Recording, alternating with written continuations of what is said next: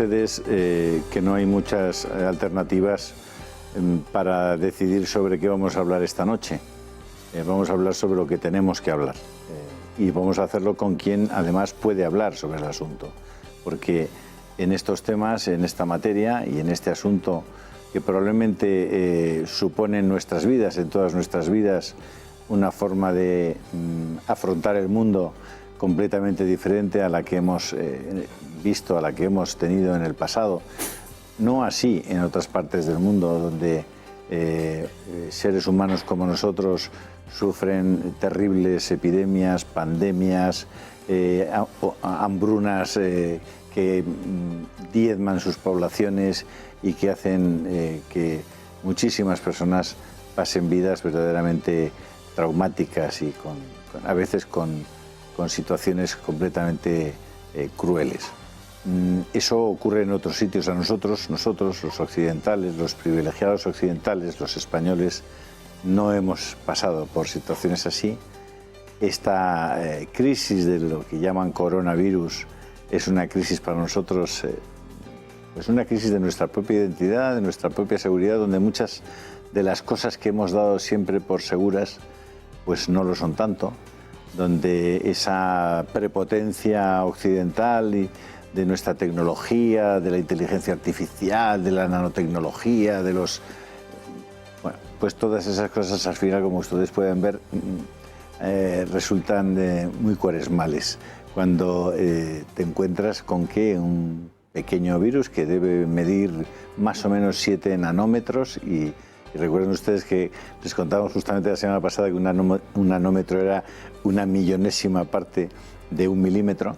Estamos hablando de algo que por supuesto no podemos ver, no podemos ni intuir, pero que es capaz de ponernos vuelta al aire a las personas concretas y a toda una sociedad. Para hablar de esto, pero para hablar de ese bicho que probablemente ni siquiera es un ser vivo, doctor Soriano, usted nos lo va a explicar ahora. Para hablar de todo esto tenemos a uno de los mejores, probablemente una de las personas más capacitadas en nuestro país, 25 años en la sanidad pública y ahora unos pocos en la sanidad privada y sobre todo también en la docencia. Vicente Soriano fue probablemente una de las personas más de referencia, más importantes en nuestro país, en el conocimiento, en la investigación del virus del VIH, del virus del SIDA. Y en ese momento, además, hace ahora probablemente 20 años o 25 años, él y yo coincidimos. Yo en ese momento presidía la Comisión del SIDA en el Parlamento de Cataluña y le llamamos a él como máximo experto, le llamamos a él para que compareciera en ese Parlamento y para que nos explicara qué rayos era eso del virus del SIDA. Pues de virus a virus, 25 años después, tengo la suerte de poder encontrarme con el doctor Soriano. Bienvenido. Buenas noches. Y al mal tiempo, buena cara, ¿no? Sí, estamos igual, tú y yo, igual de jóvenes. Igual, sí, sobre todo yo. ¿Qué nos está pasando? ¿Cómo analizas tú esta situación? Pues mira, yo creo que el comentario que has hecho de que es un golpe, una caída a la realidad desde donde pensábamos que estábamos, es una buena definición de lo que está ocurriendo. Para nosotros, para los médicos, puedo decirte a modo de ejemplo, hace 4 meses en Valencia se organizó el segundo Congreso Internacional Mundial de Longevidad. Y te puedo decir medio en broma de que nos dedicábamos a discusiones sobre el sexo de los ángeles, sobre si íbamos a vivir 150 años, y había un grupo que decía que no, que íbamos a vivir más, porque en el fondo somos todo trasplantables, todo se puede reemplazar, excepto la conciencia y la identidad de nuestras sinapsis que nos define como personas. Todo lo demás se puede reemplazar. Y de golpe, que con la terapia génica, con la edición genética, podríamos corregir las cosas desde un primer momento que nos afectaban, y que vamos, casi podríamos ser omnipotentes. Y llega un virus, como tú dices, 2 meses después y bueno, nos pone en jaque, y la foto nuestra es corriendo a un supermercado vaciando pues el papel higiénico. Es una dicotomía difícil de asumir, ¿no? Es un golpe a la humildad y sobre todo darnos cuenta que somos vulnerables, somos frágiles, y construir desde muy arriba tiene el riesgo de que la caída puede ser desde más alto, ¿no? Hace pocas semanas era miércoles de ceniza. Nos recordaba la Iglesia eso de que polvo eres y en polvo te has de convertir. Sí.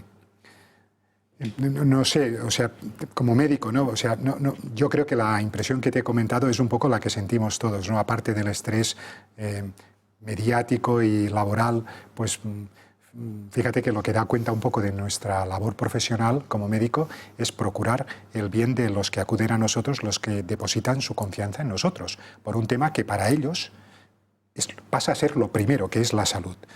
Entonces, que tú tengas que encontrar con la dicotomía de que tienes que priorizar tu tiempo para atender a unos o a otros, el que sabiendo lo que habría que dar no puedes darlo, eso es un estrés laboral, emocional, pues porque no das abasto. Y eso es un poco la queja que desde el punto de vista médico tenemos muchos, de que nos ha sobrepasado. Y lógicamente lo que ocurre cuando pasan estas cosas es que uno busca por qué ha pasado esto, ¿no?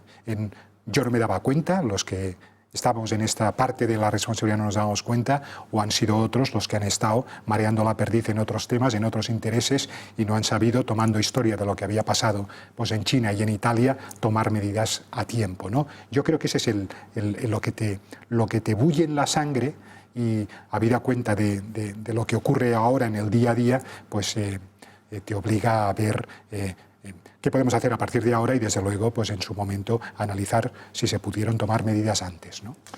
Vamos a empezar por el principio, si te parece, y el principio se llama virus.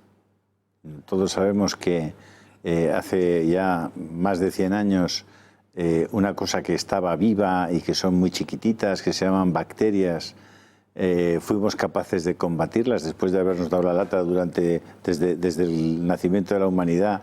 Fuimos capaces de combatirlas con una cosa que se llama antibióticos, que van directamente a por ellas, van a por las bacterias y son capaces de matarlas. Pero bueno, también sabíamos que existían otro tipo de agentes. No soy capaz y por eso te lo pregunto, de bautizarlos ni siquiera como seres vivos. Otro tipo de agentes que son capaces de instalarse dentro de nuestra corriente sanguínea y producirnos unos efectos más demoledores todavía, si cabe, que las bacterias. Y además nos enteramos, por lo menos, y es mi pregunta, al margen de que nos digas qué rayos es un virus, nos enteramos de que no son compatibles, es decir, de que no tenemos ningún instrumento. Es decir, estamos en la nanotecnología, en no sé qué, no sé cuánto, todo lo que decías tú, viviremos 300 años y resulta que nos viene un virus y no hay ningún instrumento capaz de liquidarlo. Explícamelo. A ver si me explico bien, ¿eh? O sea, seguro que sí. En el reino de los seres vivos están, para entendernos, muy sencillo, lo más complejo, que son las células, que un compendio de células somos nosotros, organizadas pues en órganos, en tejidos, y al final en un organismo, que va todo compensado y formando una unidad. Por debajo de las células, que tienen un núcleo, están las bacterias. Las bacterias son organismos independientes, se reproducen de manera independiente y se alimentan de manera independiente. Y suelen vivir a costa de las células, de las eucariotas, o por libre. Y luego hay otro elemento que son los virus. Los virus, por definición, están entre la vida y lo inerte. Son parásitos obligados. Se replican, pero no tienen la maquinaria para replicarse. Se la roban a las células y a las bacterias. Son parásitos. O sea, viven a costa de... Pero se mueven. Tienen vida dentro de ellos. Se mueven por el aire, el coronavirus. Pero tienen vida dentro de ellos. Vida. Vida, decimos que es alimentarse, ¿no? Reproducirse, y ser autónomo, independiente. Correcto. Lo hacen a costa de, utilizando la planta tiene de vida otros. y no es autónoma. La planta tiene vida y no es autónoma. ¿El virus es una planta? No. Es un parásito obligado. Vive a expensas de otros. Los virus utilizan las enzimas de las bacterias o de las células para sobrevivir. Solo tienen un objetivo: multiplicarse por unidad de tiempo. ciego, pero con ese objetivo vital. Es ley de la naturaleza, de la evolución, ¿no? O sea, es crear unidades pues de la progenie por unidad de tiempo. Y esto lo hacen o produciendo mucha descendencia en un individuo al que lisan, al que matan, o infectando a muchos a lo largo de mucho tiempo. Por ejemplo, el virus del SIDA no mata mañana. Infecta a lo largo de mucho tiempo mucha gente, con unas determinadas prácticas de riesgo. Y su objetivo lo cumple. A lo largo de 10 años, desde que uno lo coge hasta que desarrolla el SIDA, pasan 10 años. En este virus, en el virus de la gripe, en el del sarampión, es muy transmisible. Pero afecta a mucha gente en muy poco tiempo y luego te curas. Entonces, con el coronavirus no hay inmunidad previa, no existía hasta hace unos meses. Nadie tiene anticuerpos, no hay una vacuna. Eso quiere decir que en la medida que circule, nos vamos a exponer y nos vamos a infectar todos. Si se toman medidas de cuarentena, de disminución de desconexión social, que es como se llaman, disminuir la movilidad y aislarse, básicamente, enlenteceremos el pico de exposición. Ocurrirá más lentamente, pero al final lo esperable es que en ausencia de una vacuna nos infectemos todos. Esto que decía Angela Merkel hace unos días, que decía 7 de cada 10. Eso es una forma de hablar, pero es para lanzar el mensaje de que en principio, excepto el pastor que esté en un pico con las ovejas, le llegará, pero le llegará a lo mejor dentro de 6 meses. Pero el resto que vivimos en urbes, que nos relacionamos con la gente, la posibilidad de que nos expongamos es altísima. Es más, probablemente yo creo que mis colegas médicos, si lo que digo, estarán de acuerdo conmigo. Ahora mismo, a día 13 de marzo, si hiciéramos un estudio de prevalencia de anticuerpos en grandes urbes de España, Madrid y Barcelona, más del 20%, 25% de la población ya nos hemos expuesto. Ah, sí. Claro. O sea que probablemente hay muchos más infectados, entre comillas, que los que se dicen. O que se han infectado. O sea, el periodo de infección activa dura, pues probablemente, lo que se dice, pues entre 1 semana y 14 días, pero luego la evidencia de que te expusiste en el pasado, pues es la presencia de anticuerpos. Esto se podrá hacer cuando pase ahora el momento crítico, se podrán hacer estudios epidemiológicos para ver cuánta gente se expuso.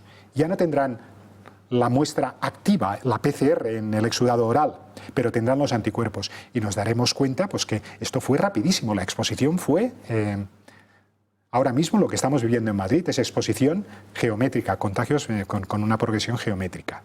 Veremos dónde se alcanza el pico, que será dentro pues, de 2 semanas, finales de este mes. Vamos a ver, has mencionado la palabra vacuna. En este momento, si alguien, un laboratorio, desarrollara una vacuna, ¿podríamos pararlo? Es que desarrollar vacunas como las entendemos, vacuna del tétanos o preventivas por completo, vacunas de la hepatitis B que funcionan muy bien, más del 90% de protección, eso en el mejor escenario no va a ocurrir antes de Navidad. Entonces, el pico de exposición y de enfermedad y de mortalidad va a ocurrir antes del verano. Eso es lo predecible, ¿no? Como se ve la epidemia. Entonces, si sale una vacuna, que esa es la siguiente pregunta, hombre, no va a estar disponible para la masa amplia de población en Europa, Estados Unidos, y ya no te digo, en otros lugares, en India, China o en África, antes de Navidad. Yo ese escenario lo vería excesivamente optimista. Doctor, vamos a ir un minutico a publicidad y seguimos con esta apasionante conversación. Muy bien. Muchas gracias. Hasta ahora.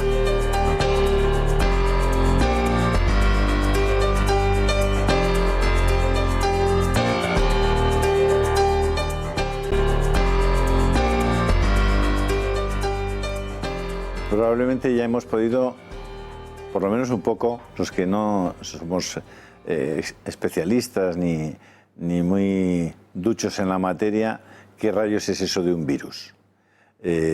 Una vez visto o intuido qué es eso de un virus, también estamos viendo qué es eso de una vacuna y cómo una vacuna, nos decía el doctor Soriano, nos decía que probablemente y razonablemente no vamos a disponer de ella probablemente antes de Navidad.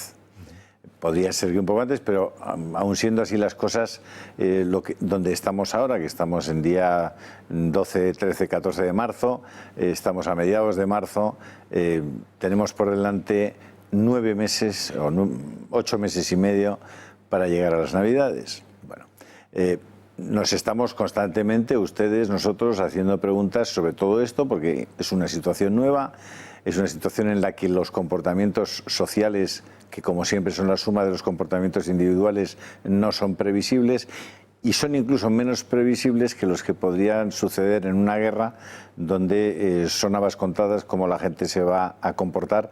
Sin embargo, ante esta situación ya han visto ustedes que los jóvenes se están comportando de una manera, las personas más mayores de otra, los que tienen hijos de otra, los que no tienen responsabilidades hacen otras cosas, en fin.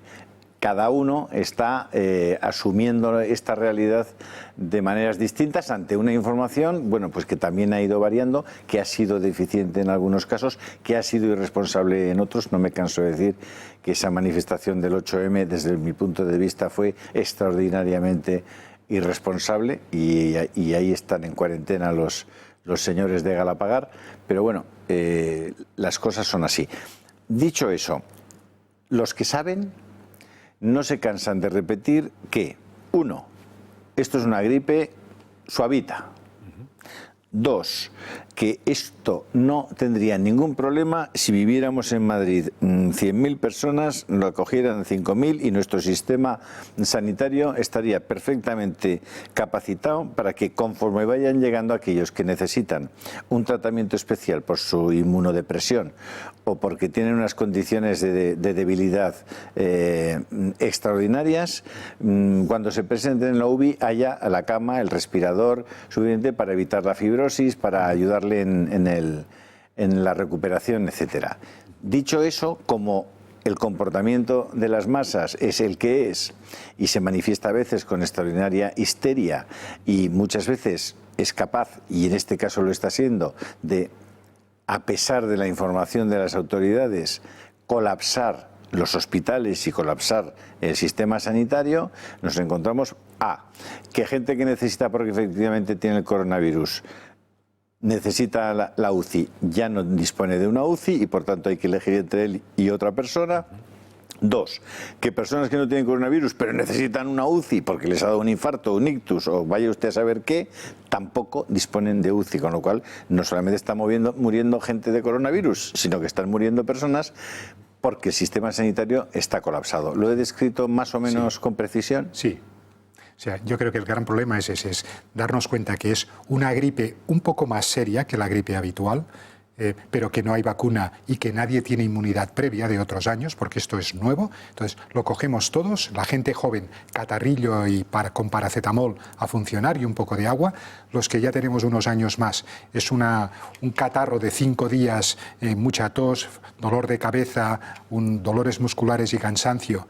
Y en general nada más, se resuelve y quedas inmune, pero en gente que tiene más de 60 años, que tiene alguna inmunodeficiencia por algún tipo, trasplantados, bronquíticos crónicos, diabéticos, gente que toma biológicos para la esclerosis múltiple, para algunas de estas enfermedades autoinmunes, todos estos tienen más tendencia a gravedad, y es hacer una neumonía.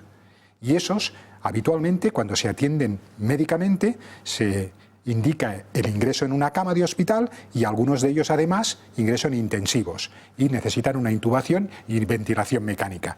Claro, si eso se concentra en una ciudad de 6 millones de habitantes en 2 semanas o en un mes, todas las camas de UCI quedan bloqueadas porque estos señores además, esos pacientes no ingresan hoy y salen mañana. El promedio de estancia es de 10 a 14 días. Entonces, acumulamos esos pacientes sobre los nuevos ingresos que vienen. Y como tú explicabas muy bien, todos tenemos derecho a tener un ictus, un infarto de miocardio, una descompensación diabética, un politraumatismo, cuando esos pacientes que son la rutina, a lo que ya está habituado el sistema sanitario, se encuentran que está bloqueado.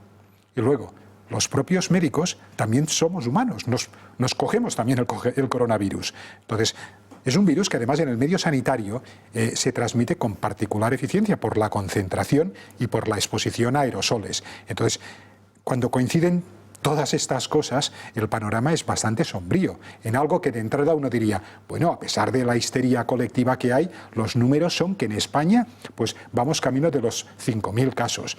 Bueno, pues en España hay 130.000 con el VIH, pero no es lo mismo. ¿Cuántos se han muerto? Se han muerto 100 y pico. No es para tanto. Los sí que es para datos tanto. están en torno al 3,2% de los infectados. La mortalidad. Sí, la mortalidad. Pero, mientras que en Italia está siendo ya del 8%. ¿Alguna explicación habrá sobre eso? Julio, mi sensación, te digo estas cosas, a veces sale en alguna revista. ¿Sabes qué ocurre? Que para hablar de porcentajes de mortalidad habría que tener un denominador muy claro, que es la gente infectada confirmada. Si parte de la gente infectada son asintomáticos, no se les hace el test. No conocemos bien el denominador. Correcto. La aproximación a la mortalidad lo hacemos sobre los casos confirmados y sobre la proporción de los que ingresan. Entonces, lo que sabemos hoy es que de los que tienen síntomas y se hace un test y es positivo, hoy por hoy, si tienen más de 60 años, se puede morir cerca del 10%. Eso se puede saber. Ahora, porcentaje de mortalidad por el número de gente contagiada, no lo sabemos y probablemente no lo vamos a saber porque, como en China, aquí, desde ayer, ya no hacemos el test.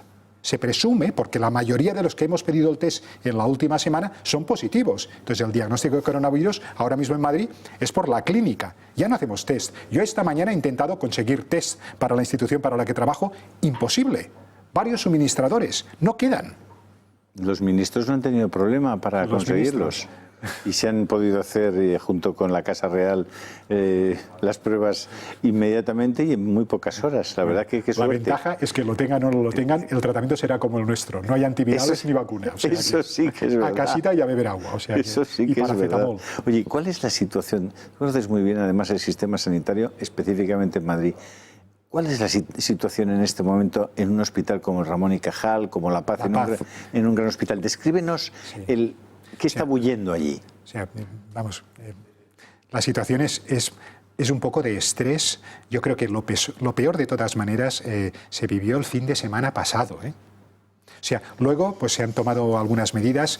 Ayer mismo pues en La Paz, ¿no? Pues pusieron las tiendas estas de campaña de los militares, se habilitaron a lo largo de la semana una parte de fisioterapia para atención para camas y de cuidados especiales, ¿no? Que no intensivos, pues para muchos pacientes que ingresan, la mayoría son abueletes, o sea que de residencias y que vienen descompensados y que a un ritmo normal se podrían asumir en el hospital normal, pero ahora mismo no. Entonces, esta es la situación. Entonces, ¿esto qué produce? Pues estrés entre los compañeros de trabajo, pues porque te gustaría mínimamente hacerlo bien y no das abasto.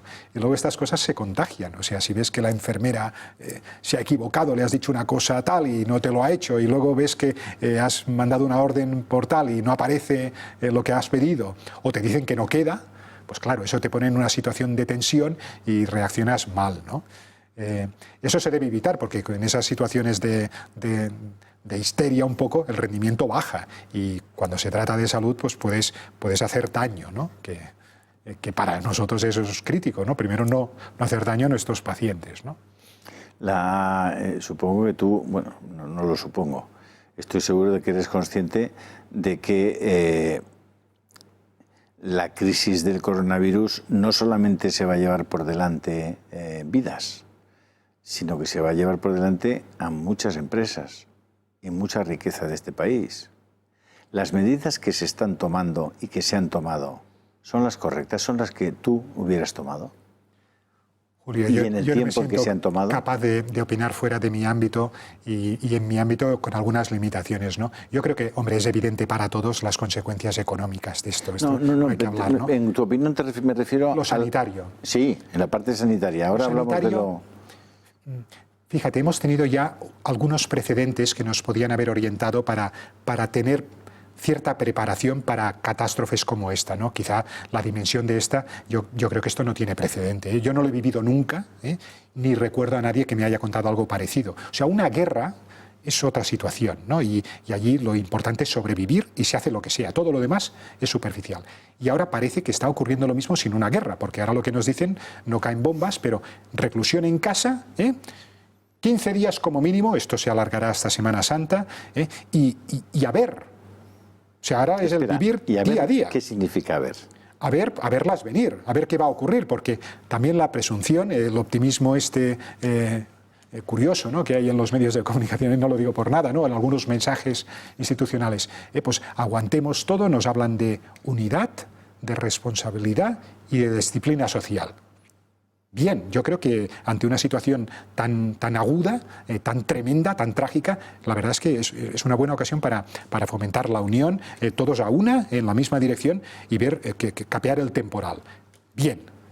Luego ya hablaremos de las responsabilidades y si han de ser de los sanitarios o de los que mandan a los sanitarios, los que crean las órdenes para cómo se organiza esa sociedad. Y luego la disciplina social, y es que si los niños no van al cole ni las universidades se cierran, pues por supuesto habría que haber complementado el mensaje con decir, tampoco van al retiro con los abuelos, porque si no hacemos un mal favor. O sea, hay que, desde un primer momento, dejar muy claro cuál es el objetivo de las medidas que se toman. Y vista lo que ha pasado en Wuhan y lo que ha pasado en Italia, desde un primer momento habría que haber sido, y esa es la queja que tenemos desde el mundo sanitario, pues mucho más drástico, y asumir medidas impopulares. Ya no hablo de lo del domingo, ¿no?, de la manifestación, es muchas más cosas. O sea, viendo lo que era muy previsible, hombre, una cosa es no ser alarmista, pero otra es simplemente contemporizar con que esto es una gripe de nada y que no, porque es previsible que una gripe en 6 millones de personas a la vez en Madrid, pues hombre, esto no hay quien lo aguante. A la vez, hay que dejar muy claro pues lo que has dicho tú, que es un cuadro que si se parece a algo más es a la gripe. O sea que lo vamos a pasar todos y es un cuadro catarral. Pero para el subgrupo de pacientes, ese 15% de la población que en Madrid tiene más de 60, 65 años, pues habrá que contemplar, porque eso son casi más 500.000 personas. O sea que algo habrá que hacer. Y eso se tenía que haber previsto antes, eso no hay ninguna duda. Pero por eso te preguntaba, probablemente lo que muchas personas no entienden es cómo, si dentro de 15 días, tal como dice el gobierno, el estado de alarma se levanta, las gentes pueden volver a sus trabajos y a sus actividades habituales. Es evidente que si no vuelven, lo que vamos a tener dentro de un mes y medio es problemas de suministro, porque lo que no tendremos es que comer. Entonces tendremos una catástrofe todavía mayor. Como la gente va a tener que comer, hay que fabricar esos alimentos, hay que transportarlos, hay que entregarlos, hay que distribuirlos, hay que manipularlos. En ese momento el virus no habrá muerto, tal como tú muy bien has explicado, estará allí, seguirá allí. ¿Volveremos a la misma situación? ¿Qué razón hay para que no volvamos a la misma situación? Lo digo desde el punto de vista estrictamente de la lógica de un ignorante del asunto. Julio, mi sensación es que las personas que toman estas decisiones, estos razonamientos que tú has hecho, les han llegado, si ellos mismos no lo han argumentado por sí solos, ¿no? O sea, estas cosas se conocen y hay gente que prevé un poco lo que va a ocurrir. Hombre, yo creo que a la vista de lo que hay hoy día, pues estamos a mitad de mes de marzo, aunque esta cuarentena forzosa, el decreto pues de la alarma, dure 15 días, lo esperable, sin ser mago, ¿no?, pero 15 días no se habrá resuelto. La Semana Santa estará muy cerca. Espera, ¿no se habrá resuelto o se habrá agravado? Se habrá agravado, o sea, estamos ahora con 5.000 infectados perdón, estamos con 1.300, me parece. Infectados, hoy el dato que nos daban eran 4.200. 5.000 infectados en España. Lo previsible es que de aquí 2 semanas, viendo la curva de crecimiento, es que estemos por encima de 25.000, si no más cerca de 40.000, ¿no? Entonces, todavía... Eso es saturación de UBI absoluta. Bueno, habrá gente que ya habrá pasado por la fase activa y estará próxima al alta y estarán controlados, pero, hombre, lo previsible pues, es que va a haber colapso, eso es así. Por eso las medidas que se han tomado de concierto obligado con la sanidad privada, probablemente se rehabilitarán y se reacondicionarán salas de hospitales pues, para atender esta población. Se ha parado las consultas externas, las actividades quirúrgicas programadas. Las medidas que se toman son correctas, o sea, es lo que se puede hacer. El tema es si se podían haber tomado antes, ese es el tema. Entonces, esto va a empeorar 15 días, no estará resuelto dentro de 15 días tampoco, y quizás el tema mediático, como estaremos ya acostumbrados, pues el voltaje bajará un poco, pero estaremos conviviendo con la realidad trágica en ese momento. No se habrá solucionado, eso es muy previsible. Llegaremos hasta Semana Santa probablemente extendiendo estas medidas, si es que no hay medidas todavía más firmes como lo de Milán, ¿no? Es el cierre de un país, ¿no? El lockdown es no hay transporte público, no hay actividades externas y uno está confinado en casa. Y se reduce la exposición lo mínimo posible, porque es lo más que podemos hacer. No hay un antiviral, no hay una vacuna, entonces es evitar exposición. Y dentro de eso, pues capear el temporal de la mejor manera posible. El desabastecimiento que comentas, pues hombre, es previsible también que ocurra. En algunas cosas más que en otras habrá que poner mecanismos pues, para asegurarlo. Yo creo que es en lo que estarán ahora trabajando pues, a otros niveles, pues para asegurar que llegará, por ejemplo, el alimento, que mínima medicación sencilla de hipertensión, de colesterol, de cosas sencillas, están abastecidas las farmacias, porque si no, pues la hecatombe podría ser mucha mayor que por el coronavirus, ¿no? Directamente. No sé si a nuestros espectadores les ocurre lo mismo que a mí, pero no acabo de ver claro el íter una vez pasen esos 15 días. ¿Por qué? Entiendo que aquí llega un señor con un virus puesto. Y de ese señor con un virus puesto es capaz de producir 40.000 infectados en el plazo de más o menos un mes y medio. Imaginemos que queda dentro de un mes, damos todos por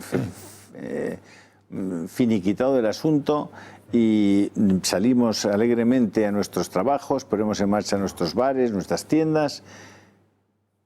¿No podría volver a repetirse la misma película? Es que no entiendo por qué no podría volver a repetirse. Esto es un virus, no es el virus del SIDA o de la hepatitis B, que producen infección crónica y las manifestaciones después de 10, 15, 20 años, ¿no?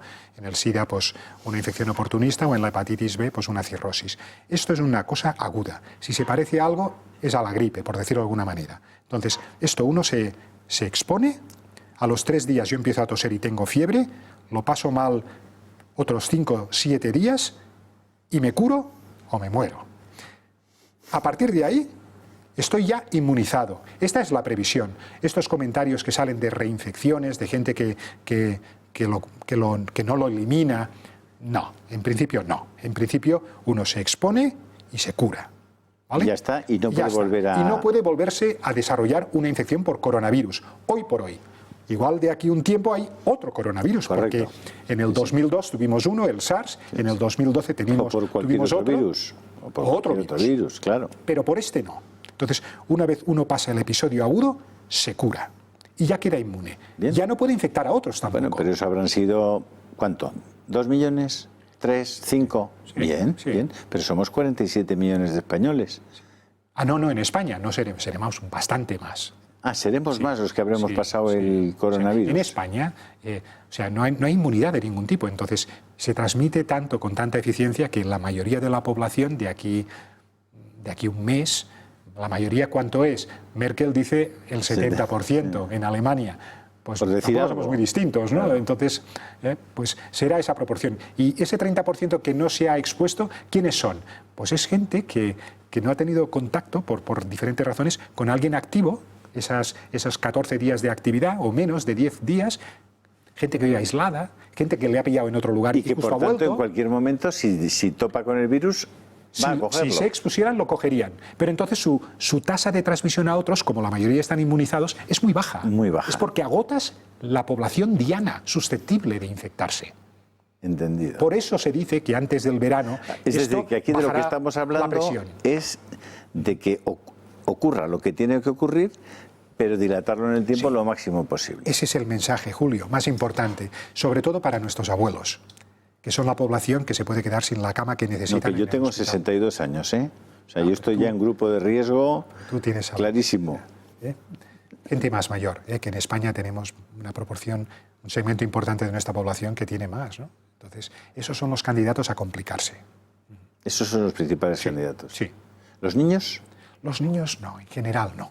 Lo padecen, mocos, dolor de cabeza, pero juegan y se curan. La mayoría, esto es medicina, no es matemáticas, ¿no? O sea, pero la mayoría, nada. Háblanos de nuestro sistema sanitario. ¿Está equilibrado? ¿Es un sistema sanitario preparado para este tipo de... Bueno, no debe haber ningún sistema sanitario preparado para una... hecatombe así, un tsunami, claro, así. Claro. Sí, no hay ningún sistema sanitario preparado para algo así, eso es verdad, ¿no?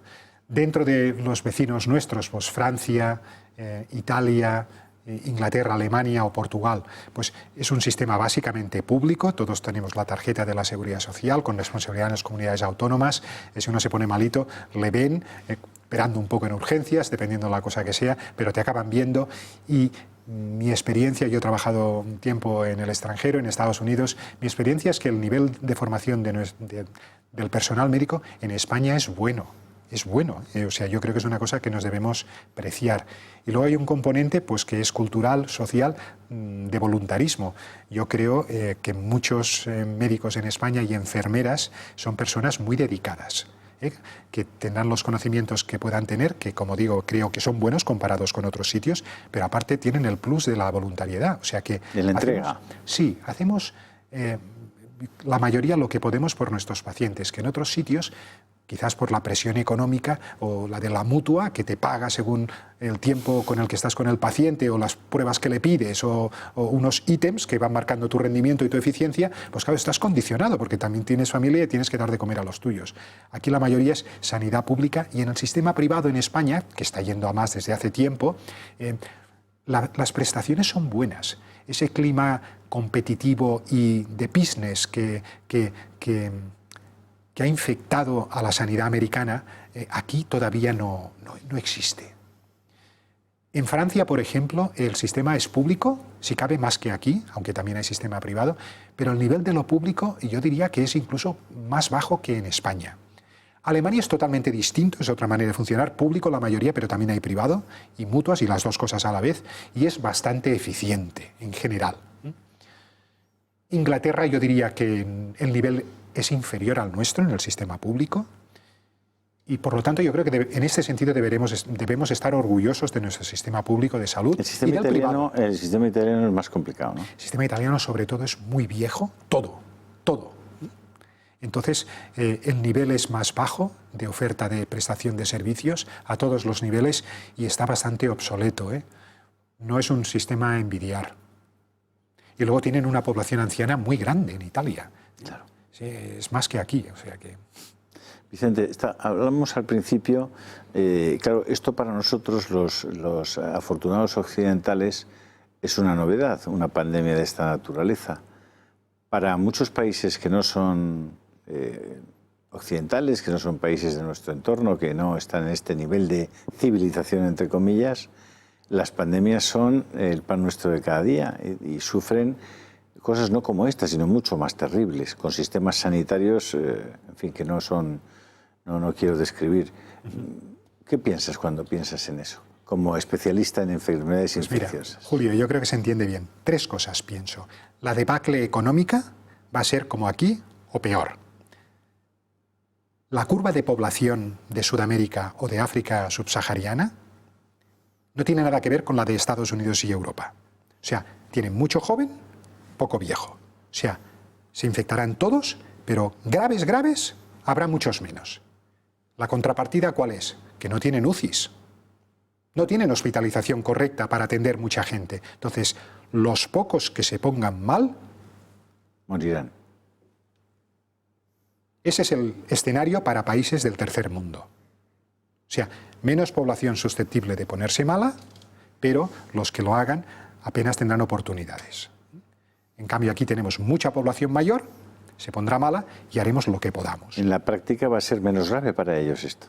para muchos de esos países. Bueno, menos grave, sí, porque la población es muy joven, Claro. y entonces probablemente la proporción que tendrán un cuadro miles off será mucho mayor.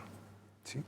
¿Y Estados Unidos? ¿Qué te has referido a los Estados Unidos? Estados Unidos... Nueva York acaban de decretar hace un par de días el cierre de la ciudad, el estado de emergencia concretamente. Sí. Estados Unidos, para lo bueno y para lo malo, nos parecemos mucho. Estamos todos, Europa Occidental me refiero, y Estados Unidos.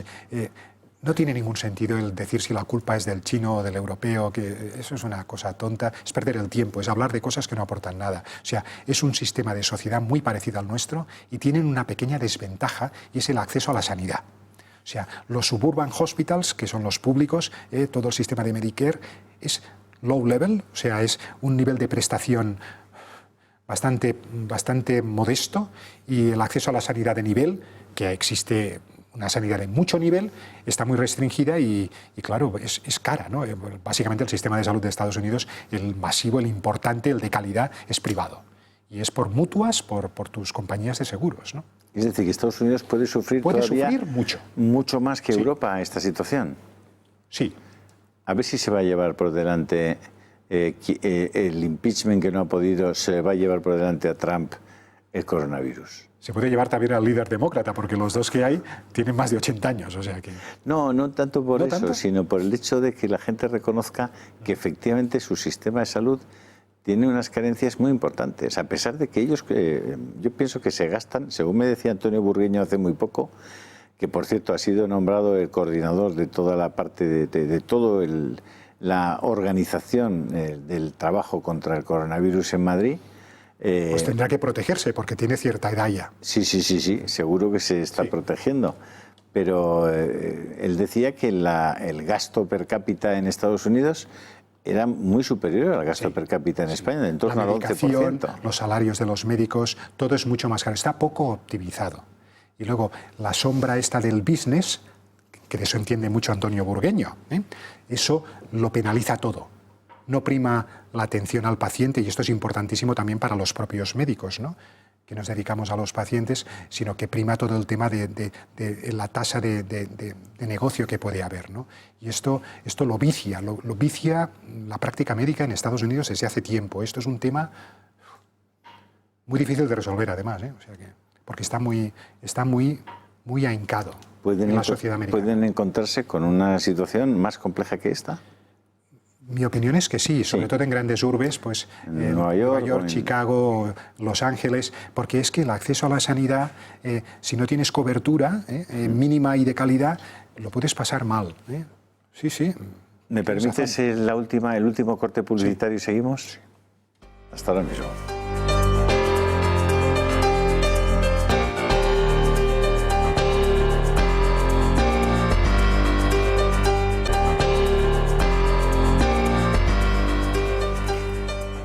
Bueno, creo que esta noche estamos aprendiendo más cosas incluso de las que yo pensaba. Estamos yendo un poco al final de los razonamientos en lo que hace referencia a esta situación, que insisto, es una situación para todos nosotros completamente desconocida.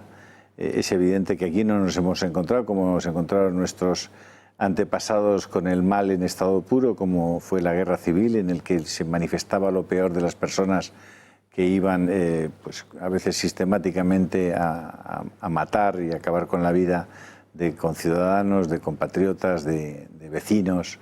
Aquí nos encontramos con algo que desde el punto de vista moral es mucho más light, en el sentido de que nos encontramos simplemente pues, con la estadística, con la enfermedad, con la casualidad, con elementos que al menos no te rompen moralmente, aunque sí te producen una enorme desgracia social.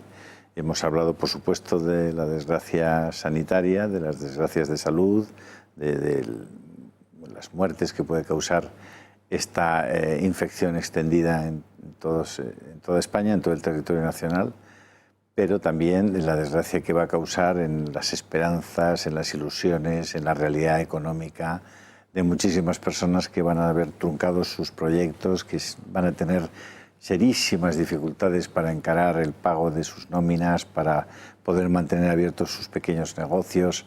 Bueno, todo eso, que sin duda alguna va a tener va a tener que tener una réplica en una utilización muchísimo más moral, muchísimo más rigurosa de los recursos públicos para dedicarlos a aquellas cosas que prioritariamente deban ser dedicados. Yo creo que probablemente esa será una de las condiciones para que esta crisis no deje algo más que no son poco que muertos físicos, sino que una parte de la sociedad no tenga que levantarse para recordarles a los políticos que el dinero público no es sagrado, en estas situaciones es sacratísimo y que debe ser empleado con un extraordinario rigor y con un extraordinario sentido de la justicia, priorizando muy bien, y probablemente haya que hacer un presupuesto base cero, priorizando muy bien en qué hay que dedicar el dinero que es, por definición, limitado. De eso estamos hablando, de todo eso estamos hablando, ¿no? Yo, Julio, también considero que son momentos de unidad. O sea, el desafío es tremendo. Lo médico que hemos hablado, lo económico que se ve venir y que tendrá un impacto tremendo. Entonces, yo creo que son tiempos de unidad, ¿eh? Yo creo que casi todo el mundo estamos de acuerdo. Hay que aunar fuerzas, ver en la medida que uno puede cómo minimizar daños. El tema de las empresas que pueden, el tema del teletrabajo para nuestros hijos. Yo creo que esto es una oportunidad, ver el lado positivo, ¿no? De que familiarizarse con todo lo que es el aprendizaje por Internet, el esforzarse como cuando toca organizarse uno sin ayuda externa, ¿no? Pues en tiempos hay que crecer para adentro, ¿no? Aguantar un poco ahí, ponerse un horario a la misma hora, aunque no tengas estímulo, aunque haya una monotonía, un aburrimiento, pero, o sea, esforzarse por aprovechar el tiempo y hacer las cosas sin que haya un ánimo, un estímulo externo. Yo creo que eso es lo importante, ¿no? Las cosas acaban, ¿no? Más pronto o más tarde acaban y la gente que haya sabido aprovechar el tiempo, saber luchar para sacar brillo a lo que tiene, el mantener una cierta actividad, son los que saldrán adelante, ¿no? Ojalá lo hiciéramos muchos en nuestro país, ¿no? Pues para no salir con una herida que nos haga que no tengamos oportunidad de continuar siendo competitivos dentro de nuestro entorno, ¿no?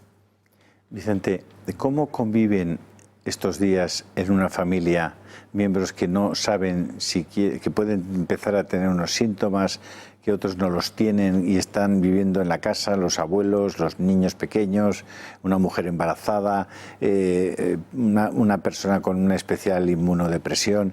¿Cómo se puede convivir en un espacio pequeño cuando se le está diciendo a la población que se quede en casa? ¿Cómo conviven? Mira, esa es la realidad. Es una pregunta muy difícil de responder, pero esa es la realidad, ¿no? Que tú siempre tienes una excepción. En los casos individuales casi todos son excepciones, ¿no? Pues mira, a las alturas que estamos ahora, con todo tan expandido, lo mejor es quedarse en casa los que se tengan que quedar en casa, porque en la calle no van a dormir. Entonces, si tienes un abuelo en casa, pensar, si yo ya lo he padecido, ya lo he contagiado. Y lo que hay que hacer es todos en casita, no exponernos más, ni para cogerlo los que no lo tienen, ni para yo pasarlo o pasarlo mi familia a los que no lo tienen fuera. Entonces, quedarnos en casa, 14 días de aislamiento máximo, y si resulta que hay uno de los abueletes o de uno de los que toma algún medicamento de los que hemos hablado, o la gestante, que empiezan con fiebre, tos, y que hay sospecha de que pueda tenerlo, la orientación es quedarse en casa. No hace falta el test, se presume que lo tiene. No pasa nada. Casa, paracetamol y agua. Ahora, si empieza a ahogarse, hay que llevarlo al hospital, que lo valore un médico. Llevar de manera innecesaria gente a urgencias lo que hace es que se colapsen los servicios de urgencias y luego, si no lo tienes, lo vas a coger allí. Y luego, como ahora ya no se hace el test, en realidad, ¿para qué quieres el resultado del test? Presume que es positivo. No hay antiviral, ni hay vacuna, pues es una curiosidad que ahora no es el momento de conocer. O sea, quedarse en casa, si no lo tienes, no lo cogerás, y si lo tienes, lo padecerás, y mientras no sea grave, no se va a urgencias. Yo puedo, imagínate, yo estoy infectado, te doy la mano, ¿estás cogiendo en ese momento el Si tú me das la mano, tu sudor, y yo luego me hago así en el ojo o en el labio, pues es una vía conocida de transmisión. Vale, estoy contigo. tengo mi teléfono móvil, lo toco y te lo paso y tú lo coges. ¿Te estoy pasando el virus? Sí, porque yo a continuación haré así en mi ojo, la conjuntiva o la mucosa oral, no hay epitelio protector, es un receptor para el virus, ¿no? Lo vinculiza, luego paso la saliva, se absorbe. He comprado unos tomates y se los quiero llevar a los abuelos y tengo en la bolsa los tomates y se los llevo a su casa. No quiero subir a verles, pero baja el abuelo, recoge la bolsa con tomates. ¿En el asa de la bolsa, en los tomates, está el virus? En algunas zonas probablemente sí. Es un tema de probabilidades. ¿Qué tienen que hacer? Pues es eso, tocarlo y luego tu exposición a tus mucosas. Es decir, debe coger esa bolsa, sí, debe vaciar los tomates en el lavadero. Tocarlos y luego tocarse el ojo, la saliva, luego absorberse y los receptores están en el pulmón. Pero si quiere evitarlo, tendrá que sacar los tomates, ponerlos en el lavadero, lavarlos con agua y un poquito de lejía, simplemente con agua. Nada, con un poquito de agua y a continuación lavarte tú las manos para que si has tocado algo y ya está. Se hace muy difícil, Julio, se hace muy difícil, es verdad. Por eso pensamos que lo de Merkel es verdad, o sea, nos vamos a contagiar todos. Es así. O sea, pero a la vez no pasa nada porque es un cuadro catarral, si es que es así.